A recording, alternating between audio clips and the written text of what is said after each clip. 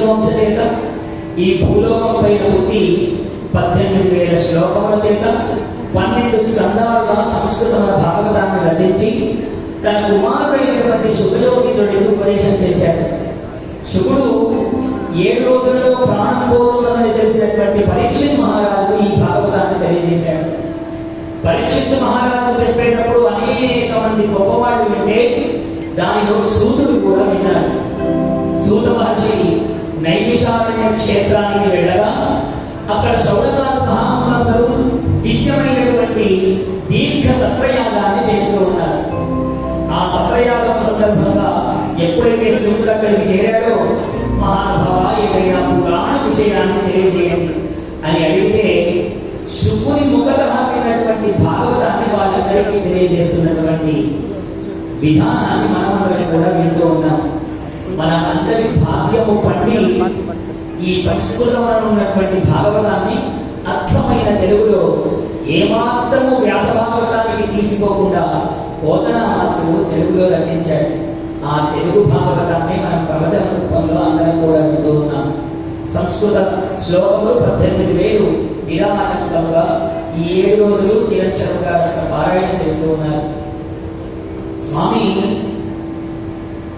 స్వరార్చన ప్రియులు, భగవంతుడి కలియుగంలో స్మరణానుభూతి ఎంత గొప్ప యజ్ఞము చేసినా, ఎన్ని దాన ధర్మములు చేసినా, లేదా ఇంకా ఏ ధార్మిక కార్యక్రమం చేసినా స్వామిని ఒక్కసారి ఎరుగెత్తి నారాయణ అని పిలిచి ఆయన నామ సంకీర్తన చేస్తేనే ఆయన ఆనందపడతారు. ఇక పూర్వము కేవలం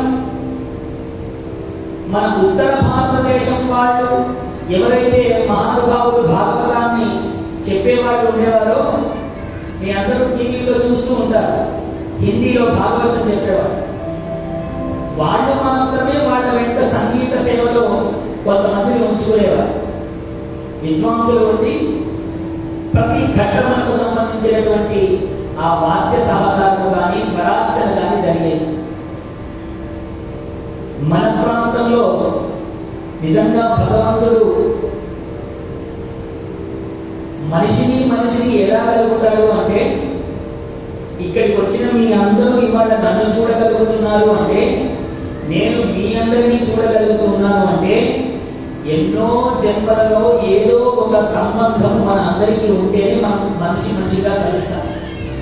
అలా ఒకనాడు హరిద్వార్ క్షేత్రానికి భాగవతం చెప్పడానికి వెళ్ళినప్పుడు నా ప్రమేయమేమీ లేకుండానే ఆ హరియే నాకు నా దగ్గరికి పంపించినటువంటి నా ఆత్మబంధంతో కూడినటువంటి నా సోదర సమానుడు విజయ్ ఇక్కడ స్వరార్చన కోసం నిజంగా ఎక్కడ భాగవతం ఉన్నా తన పనులన్నీ వదిలిపెట్టి భగవంతుడికి నామ సంకీర్తన కొరకు వస్తారు.